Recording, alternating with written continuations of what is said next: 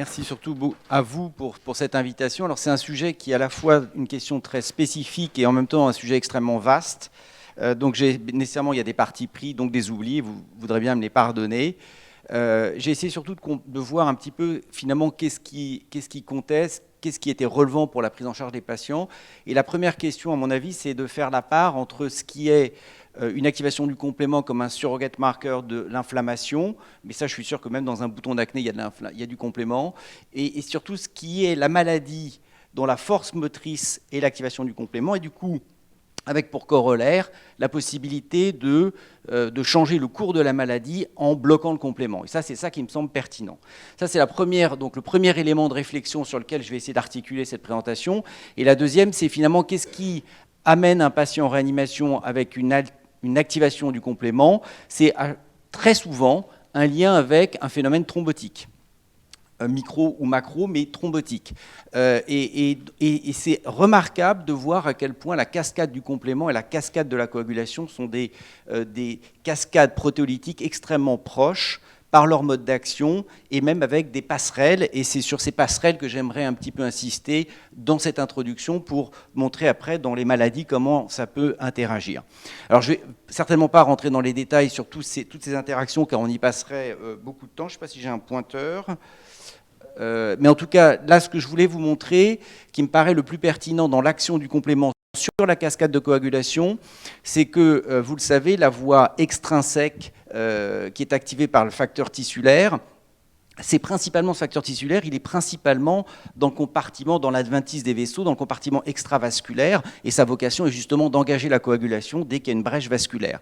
Mais la particularité du complément, et en particulier du C5A, est d'induire l'expression du facteur tissulaire par des cellules endovasculaires, l'endothélium, mais aussi des cellules de l'inflammation, comme les monocytes et neutrophiles. Et ça, vous imaginez tout de suite la perspective dans une situation de CIVD, on comprend comment le complément peut agir sur la coagulation, les phénomènes de coagulation, par cette action-là. A contrario, on sait que la coagulation elle-même, la cascade protéolytique de coagulation, agit sur le complément. Et une des choses que j'ai apprises, d'ailleurs en préparant cette présentation, c'est de savoir que la thrombine activée avait une capacité de C3 et de C5 convertase et était capable de cliver le C3 et le C5. Donc ça, c'est des choses aussi qui montrent à quel point c'est une interaction qui est bilatérale. Alors l'autre aspect qui est intéressant, c'est qu'il y a des inhibiteurs, vous savez, dans ces deux cascades protéolytiques, et que certains inhibiteurs sont partagés. En particulier, le C1 inhibiteur est un puissant inhibiteur du facteur 12. De la même manière, il inhibe évidemment la voie classique. C'est une sérine protéase inhibiteur qui partage donc. Ces sérines protéase inhibiteurs, ces serpines, comme on dit, elles sont partagées. Il y en a dans la voie de coagulation, comme il y en a dans la voie du complément. La thrombomoduline. Il y a des variants génétiques à la fois dans des pathologies thrombotiques comme il y a des comme associées au CHU atypique. Donc c'est vraiment typiquement, on sait que la thrombomoduline, elle est importante pour neutraliser la thrombine et empêcher le clivage du fibrinogène en fibrine. On sait aussi qu'elle joue un rôle très important dans l'activation du complexe protéine C activé. Donc ça c'est pour la partie coagulation. Mais à contrario, la thrombomoduline, elle permet l'ancrage du facteur H à la surface endothéliale et elle permet également d'activer le complexe TAFI pour neutraliser le C3 et le C5A. Donc la thrombomoduline, typiquement, c'est un inhibiteur des deux cascades. La protéine S, c'est un cofacteur du complexe de protéine C activée, mais c'est aussi une molécule qui va se complexer avec le C4 binding protein pour former un complexe qui va, sur les corps apoptotiques, éviter une activation excessive du complément, en particulier au-delà du C3. Donc vous gardez le C3b qui a cette fonction d'opsonine qui permet de bouffer les corps apoptotiques, mais vous évitez que ça aille au-delà, car ça aurait à ce moment-là un effet pro-inflammatoire. Et vous le savez, il y a des maladies comme le lupus où on incrimine un excès d'immunogénicité et de capacité pro-inflammatoire des corps apoptotiques. Et là, typiquement, cette protéine S, encore appelée vitronectine, a une fonction de contrôle de cette activation. Donc vous voyez, il y a de multiples passerelles. Donc maintenant, quelles sont les maladies dans lesquelles ces passerelles peuvent avoir un écho particulier et du coup conduire à des thérapeutiques ciblées? D'abord, évidemment, je suis obligé de parler des microangiopathies thrombotiques, du syndrome des antiphospholipides, en particulier dans sa forme catastrophique, d'évoquer la CIVD, le Covid, évidemment, sinon c'est pas d'actualité. Et puis, quand même, je suis un transplanteur de reins, et donc je suis obligé de parler de la mort cérébrale, de l'ischémie-reperfusion, car très clairement, là, il y aura des perspectives intéressantes avec les bloqueurs du complément. Alors on est très loin de ce schéma un peu historique, clinique, de la partition entre des microangiopathies thrombotiques en fonction de la tonalité plutôt neurologique ou rénale, pour savoir s'il s'agissait plutôt d'un PTT ou d'un CHU. Vous savez que d'abord, au début des années 80, on a mis en évidence les pathologies en lien avec la production de chigatoxines, les entérobactéries, les STEC, mais surtout c'est à la fin des années 90 qu'on a vraiment un éclairage physiopathologique avec d'un côté les pathologies qui sont ADAM-stress dépendantes et de l'autre une dérégulation de la voie alterne du complément. Alors ça, c'était initialement avec des techniques de séquençage classiques de type Sanger. Et puis maintenant, il y a l'avènement du NGS, et j'en dirai un mot, car cet NGS a apporté également des informations un peu neuves. Alors très brièvement, vous le savez, la voie alterne du complément, il y a d'abord un phénomène de tick-over qui fait que le C3 est spontanément clivé en C3A, C3B, mais qu'il y a des mécanismes de dérégulation, en particulier la surface endothéliale, avec le chef d'orchestre, c'est le facteur H, qui empêche en particulier le facteur B de se lier à ce C3B, et sinon le C3B lié au C3B est clivé par le facteur D et forme la C3 convertase alterne, C3B, BB. Comme autre molécule extrêmement importante, il y a le facteur I qui clive et inactive le C3B. Il a pour cofacteur le MCP et le facteur H. Et puis il y a la thrombomoduline, on en a déjà parlé, qui sert d'ancrage du facteur H sur la surface endothéliale. Et vous savez que lorsque cette régulation est imparfaite, on a à ce moment-là une activation de la C3 convertase, accumulation de C3, formation de la C5 convertase, et puis le relargage de C5A qui est un facteur chimiotactique, et de C5B qui va se complexer avec le C6 à C9 pour faire le complexe d'attaque membranaire et faire des trous dans les cellules. Donc on comprend que dans les maladies microangiopathie thrombotique associée à une dérégulation de la voie alterne du complément, on a deux types de variants génétiques, soit des variants avec gain de fonction qui donnent une C3 convertase plus stable, c'est le facteur B et le C3, des variants avec gain de fonction dans le C3 et le facteur B, ou des variants avec perte de fonction dans les protéines régulatrices MCP, CFH, CFI et thrombomoduline. Ça, c'était l'aperçu du paysage génétique du CHU atypique il y a plus de 10 ans, par Marina Norris et le groupe de Remuzzi en Italie, qui n'a pas beaucoup changé. C'est-à-dire qu'on voit toujours qu'en France, parce qu'on est très piqué dans la sélection des patients qui ont ce génotypage, cette étude génétique, on est plutôt à 70% d'anomalies de la voie alterne du complément. Dans d'autres pays, c'est plutôt 50%. Mais en tout cas, ce qui reste vrai partout, c'est que le facteur H est le principal acteur, dans 20-30% des cas, suivi de MCP et du C3. Le facteur B est beaucoup plus rare. Mais ça, c'est des éléments qui ont été identifiés du coup par les techniques de séquençage classiques.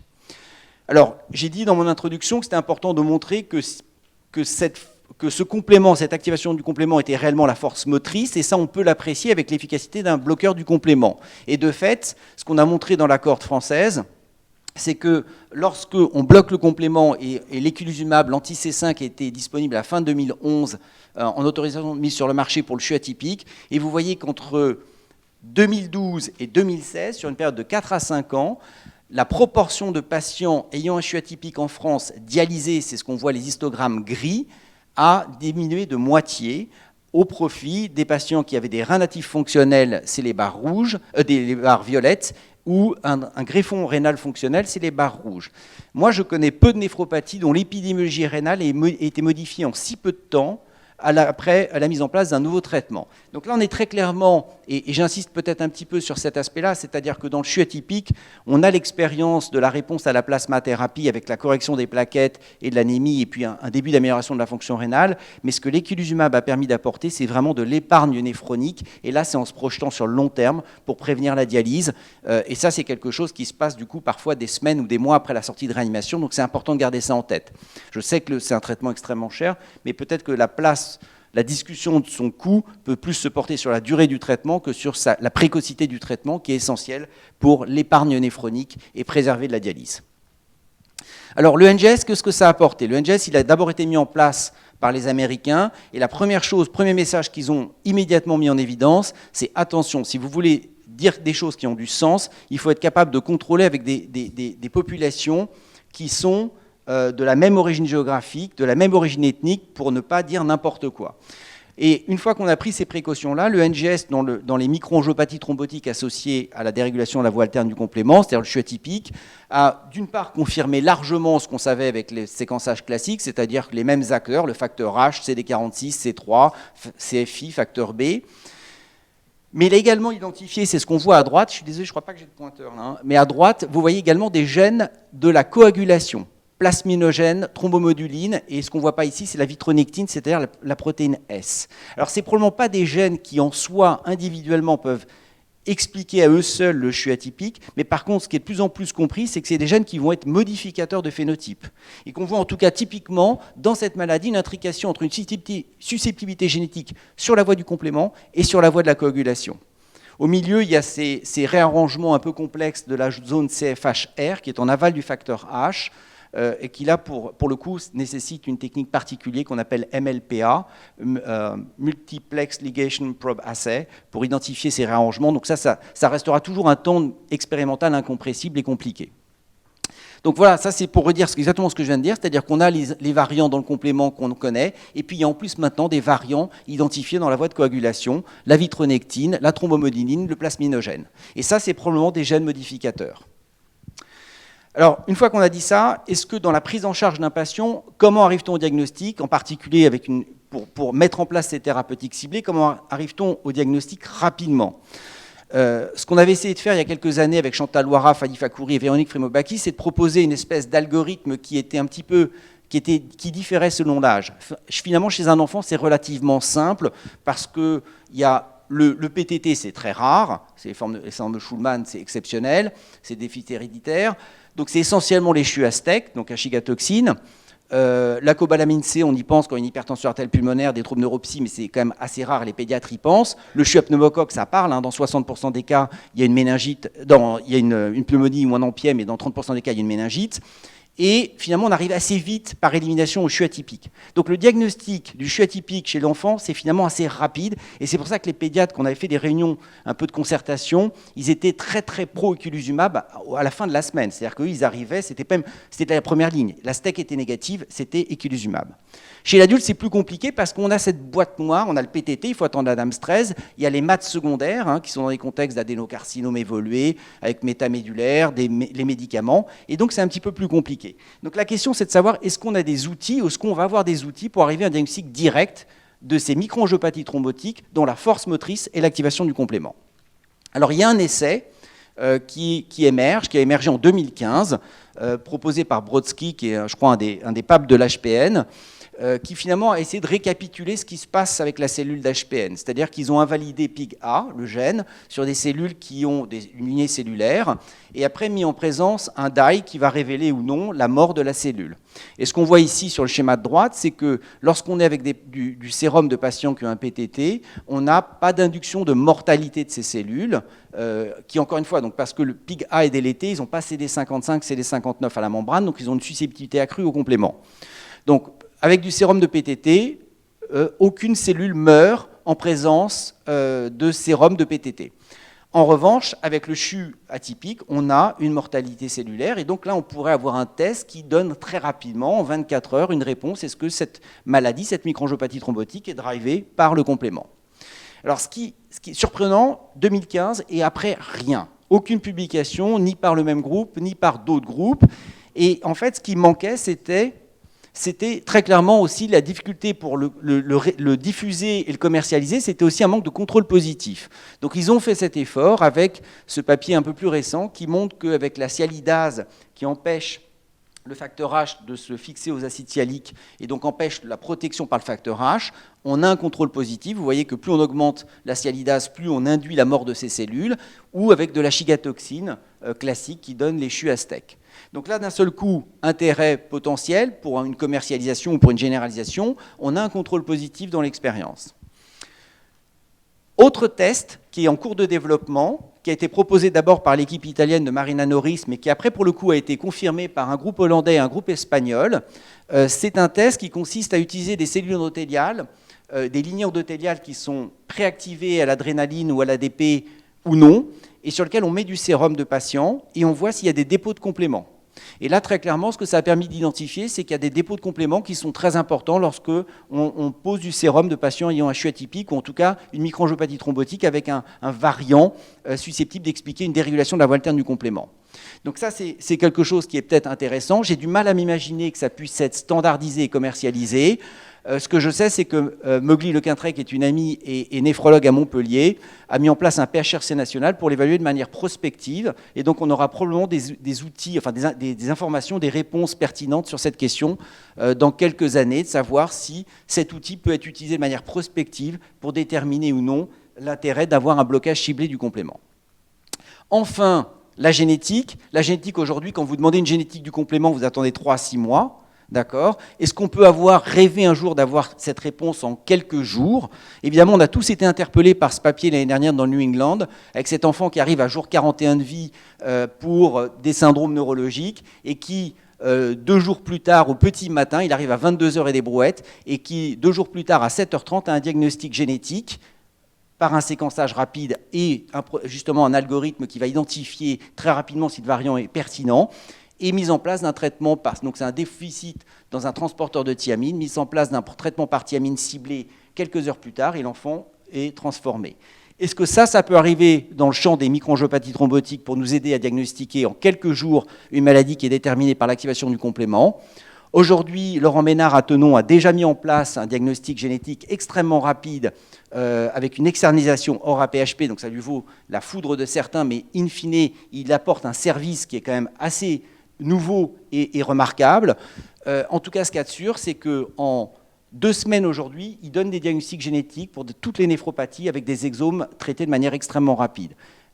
Officieusement, il travaille à un diagnostic génétique ultra rapide en 3-4 jours avec Véronique Frémaux-Bacchi pour pouvoir apporter des informations de ce type-là pour des microangiopathies thrombotiques associées à une dérégulation du complément. Donc on verra ce que le futur nous réserve. Maintenant, passons au syndrome des antiphospholipides. Alors, syndrome des antiphospholipides, si on reprend ce test de Brodsky, qui s'appelle le pseudo-HAM, on voit que lorsqu'on prend un lupus lambda, très peu de sérum active le complément et induit la lyse de ces cellules qui ont une sensibilité accrue au complément, du fait de l'absence de PIG-A. Quand on prend un des sérums de patients ayant un syndrome des antiphospholipides, c'est plus, c'est 35%, 36% des patients vont lyser ces cellules. Et quand on prend un syndrome catastrophique des antiphospholipides, c'est 86%. Donc là, ça a mis en avant le rôle du complément potentiellement dans cette maladie. Ils ont regardé, indépendamment de la mort, si du complément se déposait à la surface de ces cellules. Et ce que vous voyez ici, alors là, je suis désolé de ne pas avoir de pointeur parce que ça va être un peu compliqué, mais en haut à droite, vous voyez APS1. Donc les anticorps contenus dans ce sérum vont induire des dépôts de C5b à la surface de ces cellules, qui ne va pas être bloqué en bas à gauche par le danicopan, qui est un inhibiteur du facteur D. Donc ça veut dire que ce n'est pas la voie alterne qui est en cause, mais évidemment la voie classique, c'est induit par des anticorps, alors que le eculizumab, en bas à droite, lui va bloquer. Donc là, ça met potentiellement en exergue un intérêt potentiel d'un blocage du C5 dans cette maladie qui active massivement le C5b à la surface de ces cellules.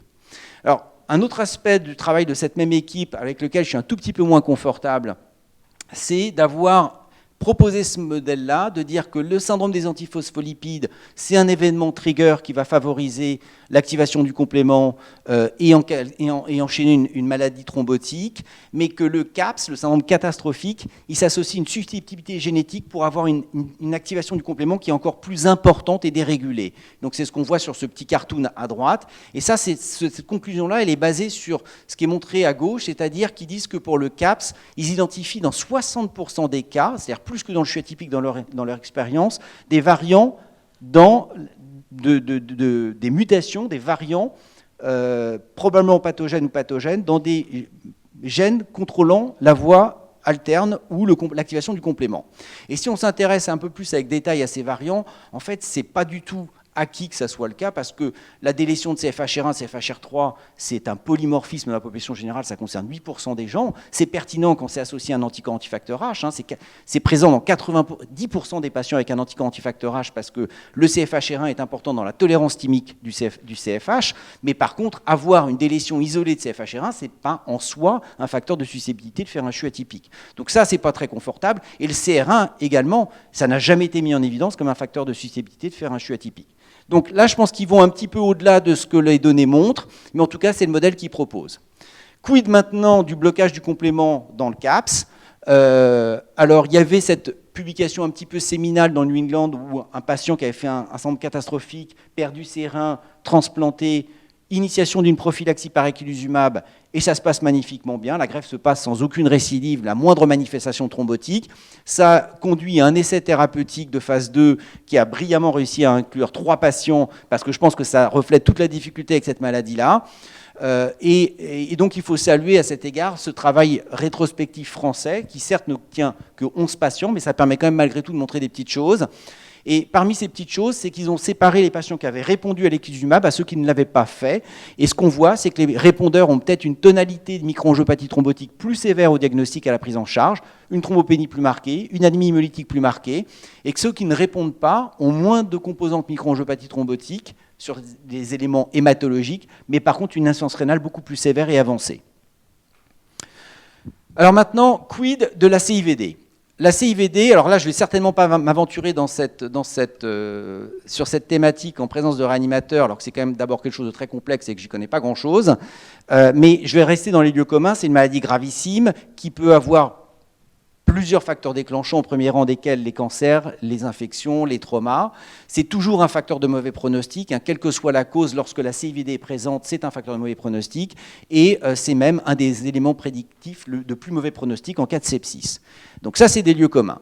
Maintenant, ce qu'on sait, et pour la physiopathologie, je vais m'arrêter à cette seule diapo parce que c'est extrêmement compliqué, ce qu'on sait, c'est que, et c'est intéressant, c'est que le complément, il y a de multiples facettes à cette maladie, c'est très compliqué, mais le complément intervient sur toutes ces facettes. Le complément, c'est un promoteur de l'inflammation. Le complément, c'est un activateur de plaquettes, c'est un activateur de la coagulation, j'ai commencé par ça ma présentation, c'est un activateur et ça crée des lésions endothéliales, et ça perturbe la fibrinolyse. Donc en fait, le complément, il peut typiquement être un petit peu central dans cette physiopathologie. Alors maintenant, est-ce que bloquer le complément a un sens ? Il y a une expérience chez le babouin qui est assez intéressante, donc je vous en parle. Je suis resté exclusivement sur l'expérience humaine ou gros mammifère proche de l'homme. Chez le babouin, modèle de sepsis par Escherichia coli. Vous injectez Escherichia coli et vous donnez un anti-C3, donc une molécule qui est de la famille des comstatines, qui est un anti-C3, soit très précocement de T0 à T8, soit un peu décalé, T5 à T11. Première chose qu'on voit, c'est que sur la consommation de la fibrine, très clairement, il y a un effet du bloqueur du complément qui soit administré précocement ou tardivement. Mais plus intéressant, c'est ça, c'est que l'administration précoce de comstatine, d'anti-C3, un primate qui reçoit un Escherichia coli induisant un sepsis a un effet, ce seul traitement a un effet sur la pression artérielle moyenne, en haut à droite, et avec un bénéfice également à plus long terme sur la fonction rénale. Donc c'est évidemment très provocateur de dire qu'un patient qui est dans un sepsis grave, un blocage, on va lui bloquer le complément, mais ici, et en particulier le C3 qui a un rôle central dans l'activation du complément, mais ici c'est un effet bénéfique sur la pression artérielle et sur la fonction rénale à plus long terme. Il y a eu ces études japonaises qui ont beaucoup porté le HART-123, qui est une thrombomoduline soluble, donc qui, je vous le rappelle, a cet effet à la fois sur la coagulation et sur le complément, dans le sepsis, avec en particulier sepsis avec CIVD, randomisation contre l'héparine petite dose. Et ce qui conclut de cet essai, c'est que, première chose, le taux de résolution de la CIVD est plus élevé dans le groupe HART-123 comparé à l'héparine. Deuxièmement, que les conséquences de saignement à jour 7 est moindre dans le groupe HART-123 par rapport à l'héparine, sans qu'il y ait d'effet majeur sur les critères plus durs comme la mortalité. Alors, autre étude, cette fois-ci avec un autre bloqueur du complément qui est le C1 inhibiteur, hein, qui, je vous le rappelle, agit à la fois sur la voie intrinsèque en bloquant le facteur 12, mais aussi sur le complément, en particulier la voie classique et la voie des lectines.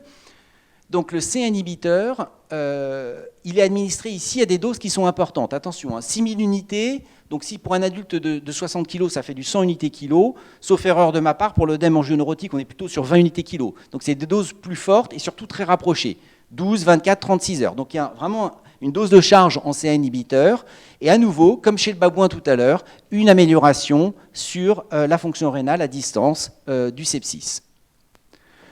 Alors après, il y a des cas cliniques un petit peu isolés, là c'en est un, mais surtout on ne va pas les revoir tous, ça n'a pas beaucoup de sens, mais celui-ci est intéressant d'abord parce que donc c'est l'anti-C5 qui a un accès qui est maintenant utilisé depuis plus de 10 ans, donc on connaît bien, qui est administré très précocement sur un sepsis très très sévère, avec des manifestations ischémiques périphériques. Et vous voyez qu'à peine l'éculizumab est initié, on a à la fois une remontée des plaquettes, c'est la courbe continue noire, mais aussi du débit urinaire, c'est les rectangles gris. Et puis alors après, alors là sur les manifestations périphériques, eux, ils proposent d'avoir amélioré la perfusion et d'avoir sauvé l'essentiel du pied. On peut quand même malgré tout faire le constat que tout n'est pas sauvé. Et voilà, donc ça reste des maladies extrêmement graves, mais en tout cas c'est très provocateur. Cette cas clinique, évidemment, il faut y prendre extrêmement de précautions parce que c'est pas contrôlé, ça n'a pas beaucoup de sens, mais c'est quand même très provocateur comme concept de dire qu'un patient qui est en sepsis grave, on va lui bloquer un acteur essentiel de la réponse anti-infectieuse. Quid du Covid?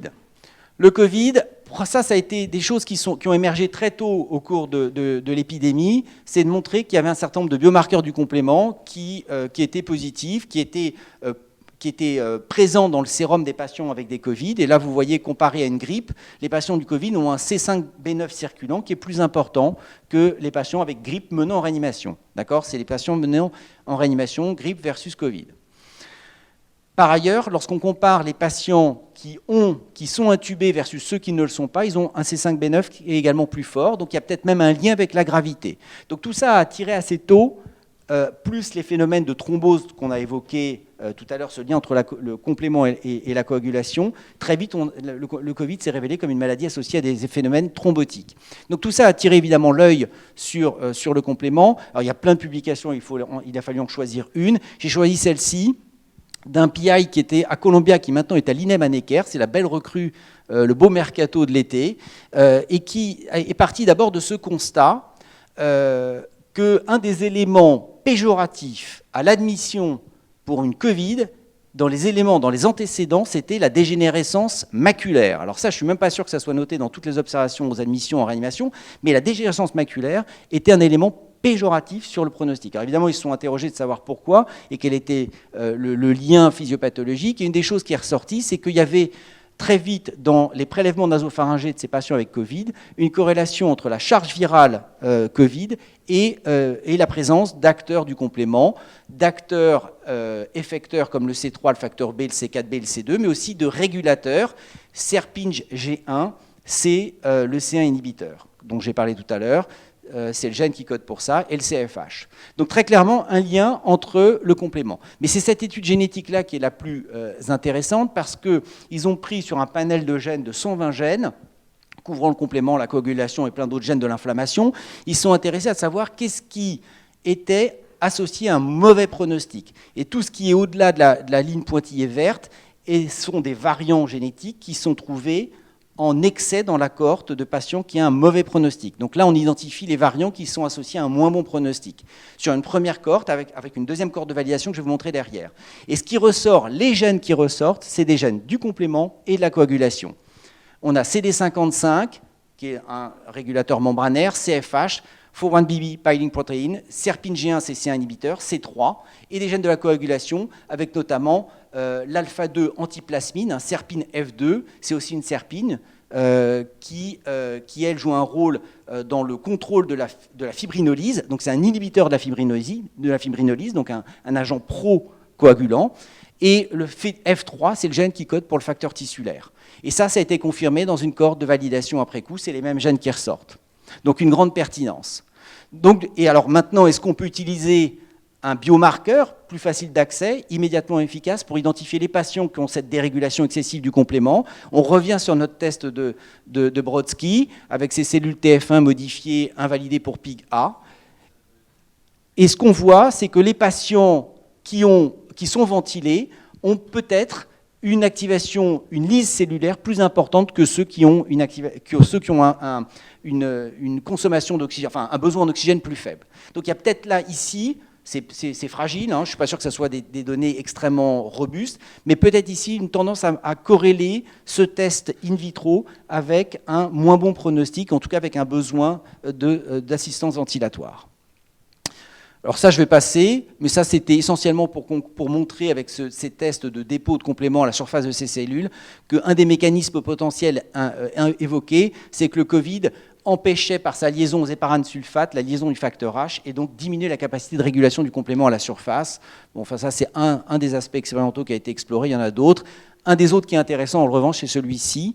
Vous savez que les neutrophiles ont la capacité de relarguer des neutrophile extracellular traps, les NET, et la nétose est quelque chose qui a été extrêmement étudié, en particulier dans la maladie de médecine interne, et que ce qui est intéressant dans cette pathologie, c'est que je vous ai dit que le C5a était capable d'induire la production de facteurs tissulaires par les neutrophiles. Et donc, dans le Covid, on a vu que les neutrophiles étaient bourrés, produisaient énormément de facteurs tissulaires et qu'ils le relarguaient dans cette nétose et que ça jouait un rôle dans la physiopathologie de cette pathologie procoagulante. Donc maintenant, est-ce qu'on peut bloquer le complément? Ben évidemment, d'abord, j'ai été obligé de citer et de pointer les travaux de mon ami Régis, qui a fait cette étude avec de l'équilizumab, montrant peut-être un bénéfice de l'équilizumab dans certaines formes de Covid grave. Il y a plusieurs médicaments qui ont été utilisés, le C1 inhibiteur, les anti-MASP2, donc la voie d'électine, les anti-C3, anti-C5. Donc les sons, évidemment, c'est des études non contrôlées, donc c'est toujours très compliqué. Il y a une étude contrôlée, mais qui n'est pas randomisée. Il parle de pseudo-randomisation, mais ça ne l'est pas du tout. Je crois que c'est des collègues de Garches qui, en fait, ont pris des patients qui arrivaient, puis en fonction de la disponibilité du traitement, ont donné de l'équilizumab ou non. Et avec là, peut-être une amélioration du pronostic sous équilizumab, en tout cas c'est ce que montre cette étude, avec un moindre besoin en oxygène, une amélioration des critères de perfusion périphérique, et puis une correction également plus rapide des plaquettes, donc un certain nombre d'éléments favorables suggérant une efficacité des bloqueurs du complément, mais on regrette qu'il n'y ait pas eu de belles études randomisées, enfin c'était prévu, mais après ça a été un petit peu difficile d'inclure dans ces études, en tout cas je n'ai pas les conclusions de ces études. Autre étude, pour terminer avec le Covid, un anti-C3 est également utilisé, l'AMY101, qui ressemble un petit peu au pegcetacoplan qui est utilisé dans l'HPN, mais ce n'est pas le même médicament, c'est une compstatine également, qui ici est peut-être associé donc à une correction plus rapide du nombre de neutrophiles dans le Covid et à une diminution de la nétose, ce phénomène procoagulant issu des neutrophiles dont on parlait tout à l'heure. Enfin, parce que je suis encore une fois un transplanteur, je suis obligé d'évoquer ça en quelques mots. La mort cérébrale et l'ischémioperfusion. Ça, c'est un collègue de Leuven, qui est Martin Nessens, qui est vraiment une des personnes les plus brillantes sur la scène européenne en transplantation, qui avait fait cette étude transcriptomique sur des greffons rénaux en comparant des greffons issus de donneurs décédés versus donneurs vivants. Et la grande signature qui différenciait les donneurs décédés des donneurs, donc décédés en mort cérébrale, des donneurs vivants, c'était la coagulation de complément, c'est l'histogramme de gauche. Donc très clairement, il y a dans un rein d'un donneur décédé par mort encéphalique une activation majeure du complément et de la coagulation en comparaison d'un donneur vivant. Conclusion qui a été largement partagée par une étude hollandaise quelques années plus tard. Donc on sait maintenant qu'effectivement la mort cérébrale en soi crée des signaux de danger, les DAMP, Danger Associated Molecular Pattern, qui sont relargués dans la circulation et qu'au niveau tissulaire, ça va activer le complément et qu'il va y avoir une activation très importante du complément local et une expression des récepteurs du complément. Donc ça, c'est bien identifié. Est-ce que maintenant, bloquer le complément a un sens dans l'ischémioperfusion et la mort cérébrale? Il y a ce travail chez le primate qui est, à mon sens, assez spectaculaire. Alors là, ils utilisent des doses de C1 inhibiteurs qui sont vraiment monstrueuses, mais on peut imaginer que si on se posait dans une translation humaine utilisable chez un donneur décédé, c'est un petit peu, il y a des enjeux éthiques un peu moins préoccupants, puis on peut anticoaguler, on peut prévenir toutes les complications thrombotiques qu'on pourrait redouter. Toujours est-il que du C1 inhibiteur à très forte dose, 500 unités kilo, 180 minutes, 360 minutes, 540 minutes, etc., avec un effet sur la fonction rénale qui est spectaculaire en comparaison des contrôles qui reçoivent de l'héparine seule. D'accord. Alors, il y a des protocoles similaires qui sont en cours, mais il n'y a aucune donnée, où des donneurs d'organes reçoivent du 200 unités kilo à plusieurs reprises au cours de la réanimation. Donc ça, on verra ce que ça donne. Pour le moment, ce qui a été fait, c'est plutôt chez le receveur, avec des doses de C1 inhibiteur beaucoup plus faibles, 50 unités kilo de C1 inhibiteur, et des améliorations de la fonction rénale en post-transplantation chez les receveurs, avec des pentes de déclin de la fonction rénale qui sont meilleures chez les patients qui ont reçu un rein d'un donneur qui avait été traité par C1 inhibiteur à 50 unités kilo. À suivre. Pour l'équilizumab, à mon avis, c'est un échec. Il y a une étude de phase 2 qui a montré ces résultats sur la gauche, qui ne montrait aucune différence. Et ils sont quand même partis, après ces 29 patients de phase 2, sur une phase 3 qui a été interrompue précocement. Et sur Clinical Trial, vous pouvez lire que après 288 patients et des critères de futilité, on a décidé de couper les fonds et que du coup ces données ne seront plus analysées. Donc on n'aura jamais les résultats définitifs de cette étude, mais vraisemblablement c'est un résultat négatif. Donc pour terminer et pour conclure, le complément est partout, ça c'est une certitude absolue. Et à mon sens, ce qui en fait la gravité pour un malade de réanimation, c'est le lien avec la pathologie thrombotique. Donc comprendre les liens et les interfaces entre la coagulation et le complément, c'est pertinent. Mais ce qui est plus important encore, c'est de comprendre quand est-ce que le complément est vraiment la force motrice de la maladie pour, d'une part, avoir un outil ciblé pour les identifier. On a vu le test de Ham, les dépôts endothéliaux. Ça, il faut encore affiner ces outils-là. Mais surtout parce qu'après, il y a des perspectives thérapeutiques avec des thérapeutiques ciblées. Et la bonne nouvelle, c'est que le pipeline de nouveaux médicaments est énorme. Hein, et là, on apprend beaucoup de l'HPN qui a toujours un temps d'avance sur ces bloqueurs du complément. Parce qu'il y a une autre certitude, c'est que il n'y aura pas un seul bloqueur du complément pour toutes les maladies, mais qu'on sera capable d'ajuster. Chaque maladie aura son traitement le plus ciblé possible. Voilà, je vous remercie et je prends les questions.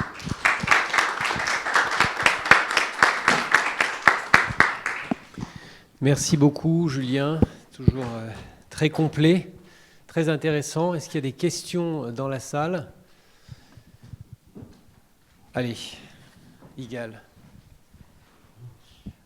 Merci beaucoup pour ce très brillant topo. Alors moi, j'ai été vraiment très intéressé par la première partie parce que le CAPS, c'est aussi quelque chose qui me plaît bien. Comme tu disais, l'HPN est en avance parce que c'est un modèle très physiopathologique, presque unique, disons, voilà, bien linéaire.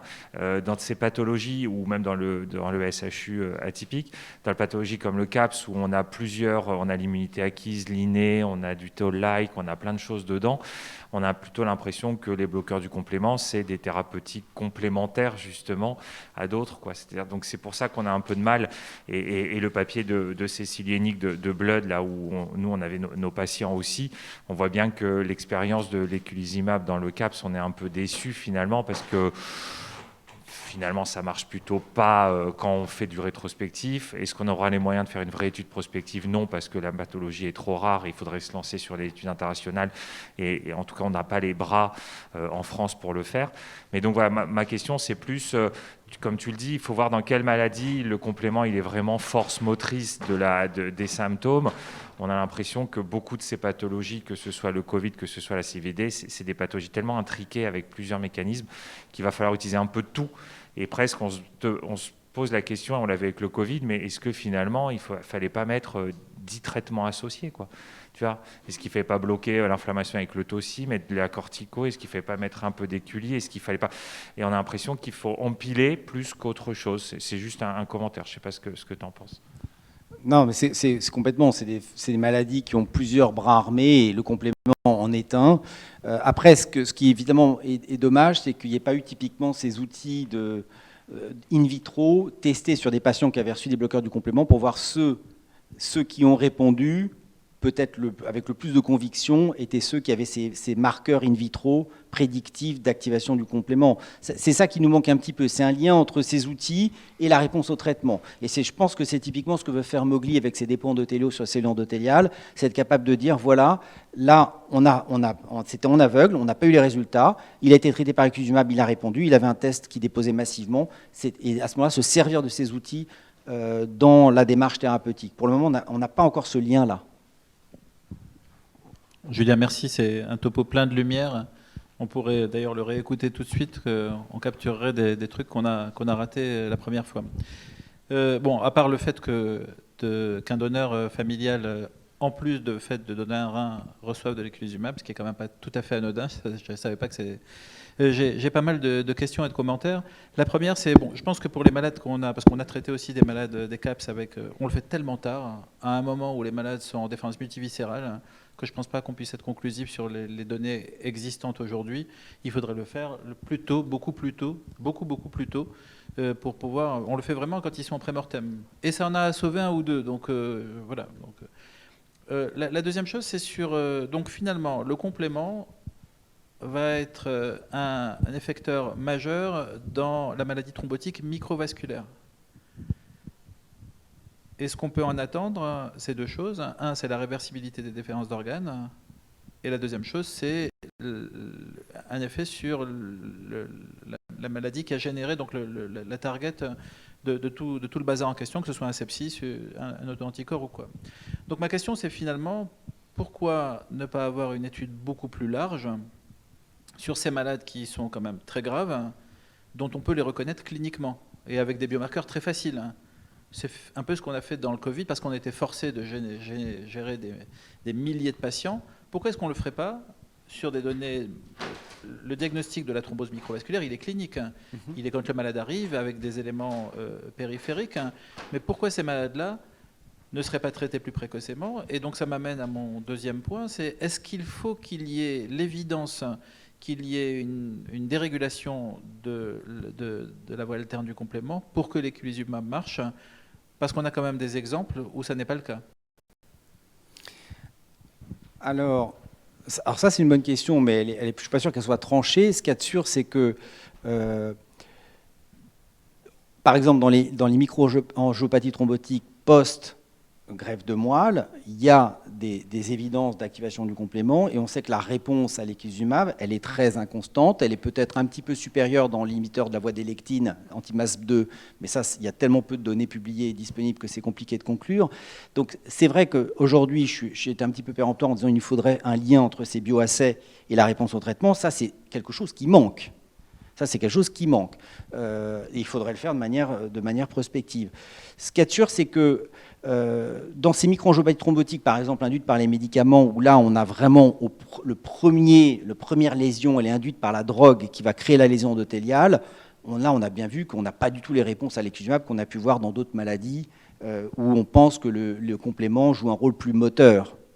Moi, sur les même la gemcitabine, où il y a un doute, j'ai l'impression que nous, notre expérience, elle n'est pas très favorable. Alors, il faudrait interroger Steven, évidemment, qui est l'expert mondial, mais j'ai quand même l'impression que même si on sait que le complément est activé dans les petits vaisseaux, parce que à partir du moment où un endothélium est lésé, le complément est activé, ça n'est pas toujours constamment la force motrice, et que la difficulté, c'est quand même d'identifier les patients chez qui ça va avoir un bénéfice plus important.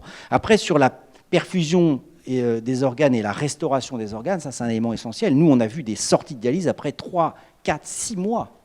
Je viens d'un patient à Boston, il voulait le greffer déjà en donneur vivant, alors ça faisait 2 mois qu'il était arrivé, qu'il avait eu un CHU foudroyant.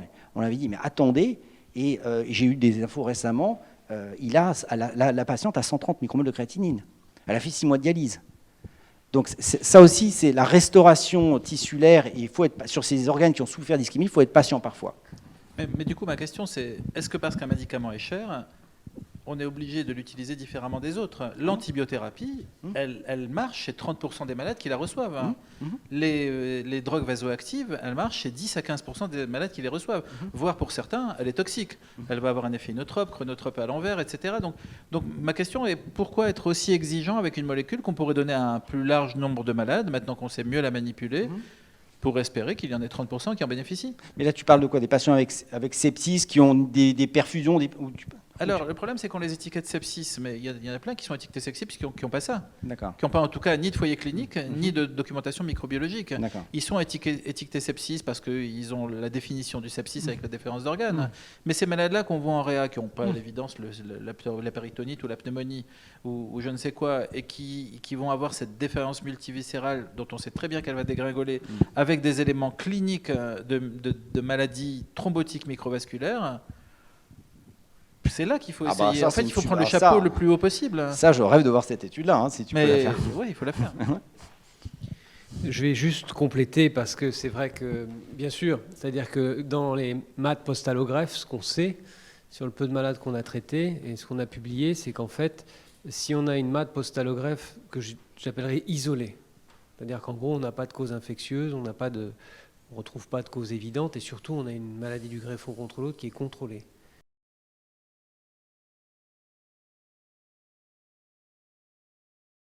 Et souvent, je crois qu'il faut qu'on revienne à la clinique parce que c'est ce qui nous aide, et ce que disait aussi Élie, ce que tu disais Julien, c'est qu'en effet, je pense que ceux qui vont répondre, c'est finalement là où le complément est massivement impliqué et presque isolément impliqué.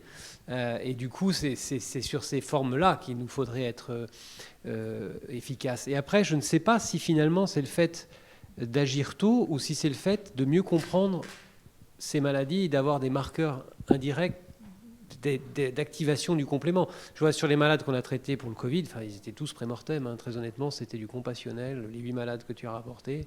Et en effet, on avait trouvé avec, d'ailleurs, ça finit par être breveté, cette histoire de C5B9 circulant.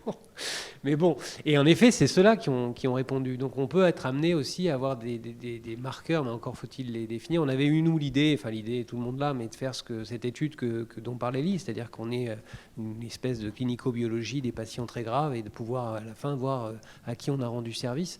Et puis juste pour finir et pour compléter sur Covid et eculizumab, donc il y a eu cette étude compassionnelle qu'on a rapportée à Saint-Louis, il y avait un essai randomisé qu'on avait mis en place avec ce fameux corps immuno dont tout le monde a entendu parler, où Alexion avait eu la gentillesse de fournir le médicament, mais qui n'a jamais inclus, parce qu'on s'est retrouvé dans le creux de la vague. Et puis ensuite, on nous a gentiment dit que ça coûterait de toute façon trop cher pour des patients qui avaient le Covid, donc il n'y avait pas d'intérêt. Et au niveau international, il y a eu un essai de phase 2, pour le coup d'accès compassionnel eculizumab, mais ravulizumab, parce que c'était l'intérêt du moment, qui a en fait été jusqu'à 110, 115, 120 malades inclus, pour arriver à un arrêt pour futilité. Donc voilà, on voit bien qu'en effet, ça peut rendre service, mais pas à tout le monde. Et en tout cas, que l'enjeu, c'est d'identifier à qui on peut rendre service. Mais encore une fois, je reste persuadé qu'il y a des patients chez qui c'est spectaculaire. Moi, les maths, la première maths post-allo que j'ai vue d'un patient de 70 ans qui avait, non, c'est 55 ans, qui avait un myélome, qui avait été allogreffé, qui allait très très bien, qui avait été degré TBI, mais qui avait été extrêmement traité et qui en effet avait le VIH sans infection. Il s'est aggravé sous nos yeux. Et en effet, dès la première dose d'éculizumab, il a été transformé, on a pu arrêter l'éculizumab 3 mois après et il continue d'aller bien sans traitement. Donc c'est vraiment dans ces pathologies-là où on a vraiment un phénomène isolé et pas de cause retrouvée où clairement on peut rendre service. Les GVH corticorésistantes associées à des maths, c'est même pas la peine d'y penser. Est-ce qu'il y a d'autres questions sur le sujet?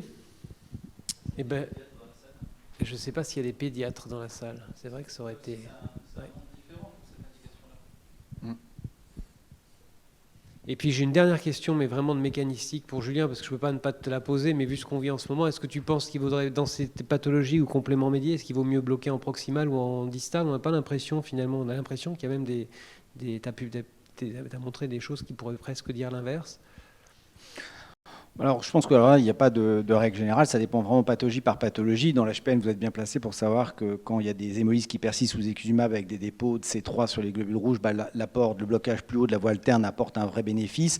Nous, en néphrologie, on a vraiment cette problématique-là. On a les microangiopathies thrombotiques, le CHU atypique qui est vraiment une maladie totalement dépendante du complexe d'attaque membranaire. Lorsqu'on bloque le C5, moi je ne connais pas de CHU atypique vraiment lié au complément qui résiste. Hein, c'est comme ça qu'on a identifié d'ailleurs les mutations homozygotes dans le DGKE, c'est les quelques rares cas résistants.